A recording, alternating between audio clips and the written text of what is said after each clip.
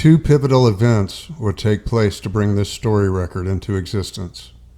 In 1993, Jill would begin to have a recurring vision of an idea for a live show. The vision, however, involved the cowboy culture she had grown up in and was then running from because, Jill says, she was hell-bent on being a hippie.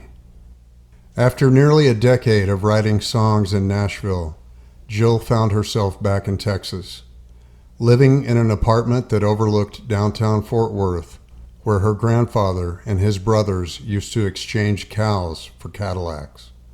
The memory of those stories began beckoning her again. She would have a dream in that apartment that would finally cause her to commit to the idea of writing the 12-song story record.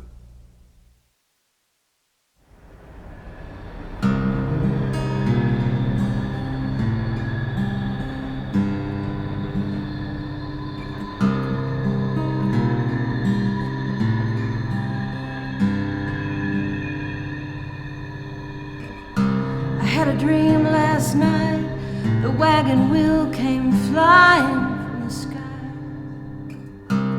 I could hear the voice of my family on high. I was left standing there just wondering why. It seemed there was a story just dying to be told. Something about the coffers of old. I woke up in a dead cold sweat and I hadn't been able to shake it yet, 'cause the wagon wheel came round. Yeah, the wagon wheel came back around. There was loving and fighting and warring and dying, and they seemed to think we all needed to know. There was riding and roping and betting and hoping, you know, as a cowboy family goes. I don't know who was right or wrong, but I know it's all still going on. And the wagon wheel came round. Yeah, the wagon wheel came back around. There was claim staking and man making, and nobody ever let it go. There was square dancing and romancing like something right out of a Wild West show. Unintended consequences from the desperation of survival business. And the wagon wheel came round. The wagon wheel came back around.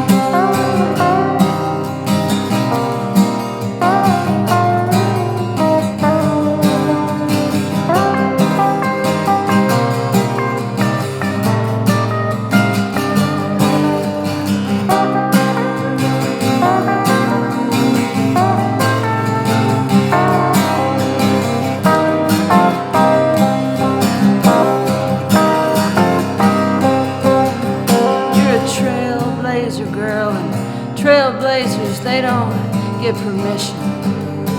They just saddle up and they hit the dirt and they join the mission.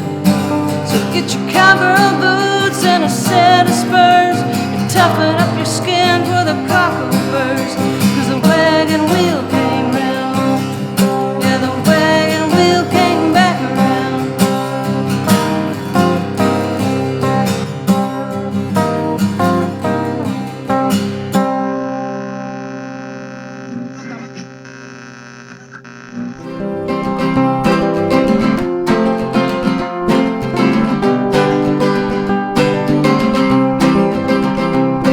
They say you could find him in the fields down on one knee, with a Bible in both of his hands. Now he wasn't an angel and he wasn't a saint, but all in all he was a pretty good man. Homer Club found hope in Hansford County. When the crops failed, he never gave up. He tilled and toiled, believing in the bounty, despite the drought and the wind and the dust. He was born in Tennessee, but he made his way out west. He took took Effie Pearl, his bride, by his side. Yeah, he whisked her away, and as they crossed that state line, he promised her the Texas way of life. Homer Cluck found hope in Hansford County, and when the crops failed, he never gave up. He tilled and toiled, believing in the bounty, despite the drought and the wind and the dust.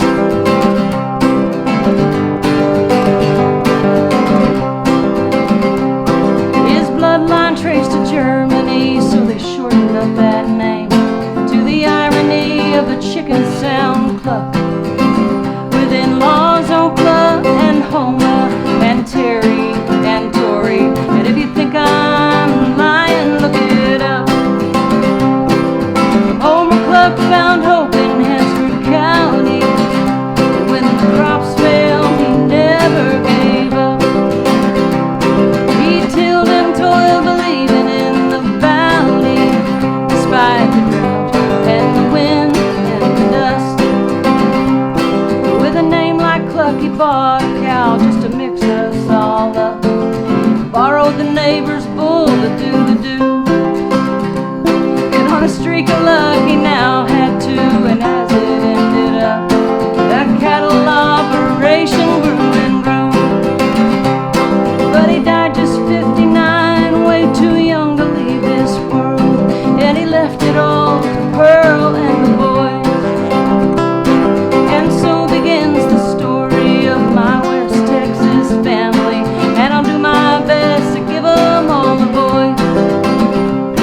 Yeah, I'll do my best to give 'em all the boys. It's the Cluck family, history or bust, despite the drought and the wind and the dust.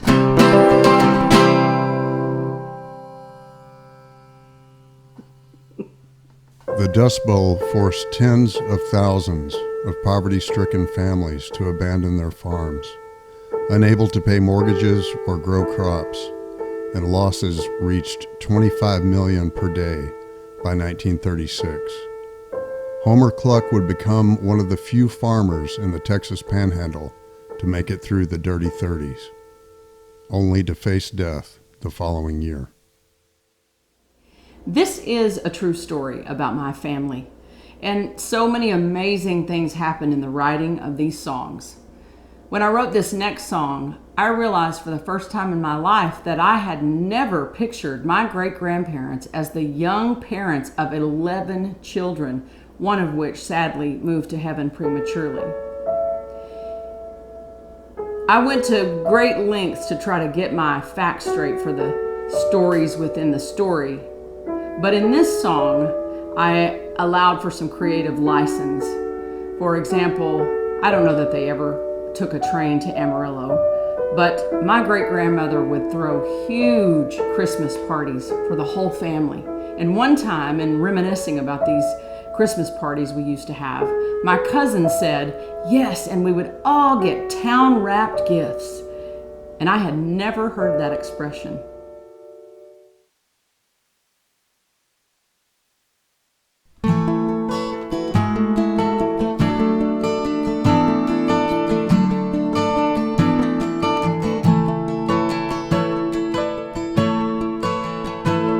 There's a blue moon over Amarillo tonight as they pull into the old Santa Fe.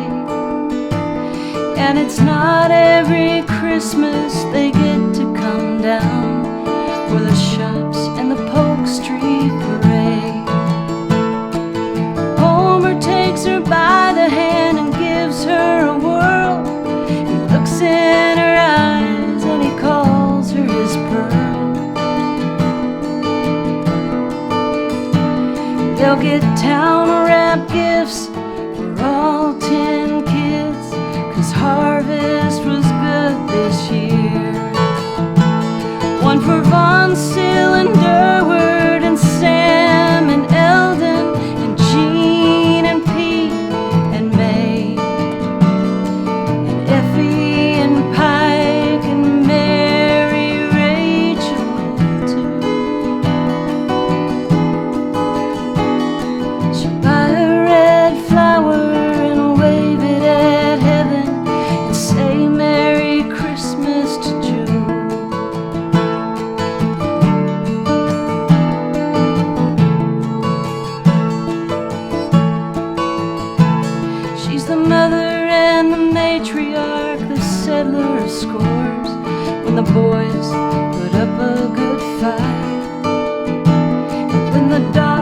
get restless with the help of Homer. They raise them all from wrong to right.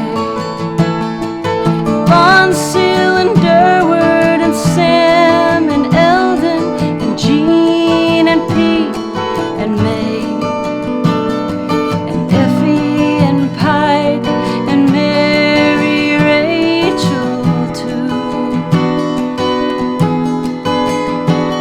Now the day came when Homer went home to the Lord, but they all knew he'd be there with Jude. Von Seal and Durward and Sam and Eldon and Jean and Pete and May and Effie and Pike and Mary Rachel too. Now Pearl was left all alone, but she could sure hold her own, 'cause Homer didn't raise no fool. And she had funny little sayings nobody understood, and I'm fixin' to pass them on to you. She'd say, sweet to pretty this day, sweet to pretty this day, Ben Booney this day. Well, their daddy died in 40, must have stomped up the storm, 'cause it rained down from heaven in 43. It was a bumper crop to beat the band, and they all thanked the big man as they danced out in the barn in Jubilee. They loaded up the train with the cows and the boys, off to the stockyards at the end of the track. To hold the fort, they weighed their worth, and they all bought a new Cadillac, and they raced out on the plains all the way back. Fort Worth, here they come again to make that stock exchange. Fort Worth, there they go again. Good Lord, the times they have changed. They raised up cow-town debutantes, some called the queens, and almost all the boys wanted to steal. They had cowgirl names like Donna Sue, and you never said one without the two, 'cause Donna was a whole different deal. Fort Worth, here they come again to make that stock exchange. Fort Worth, there they go again. Good Lord, the times they have changed.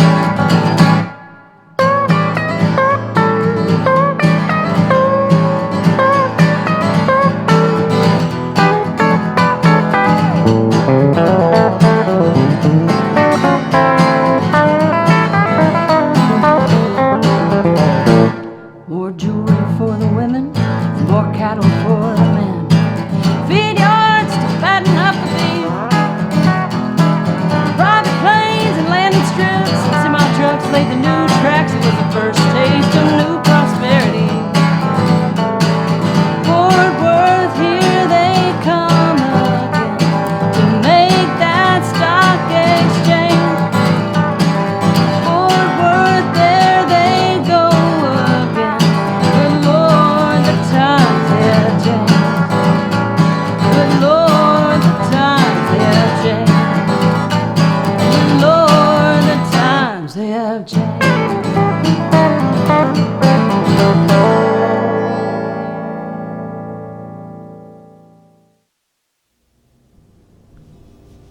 They gathered at El Vaquero in the bullpen, a hotel turned bank turned cafe, and a kind of cowboy version of a cigar bar.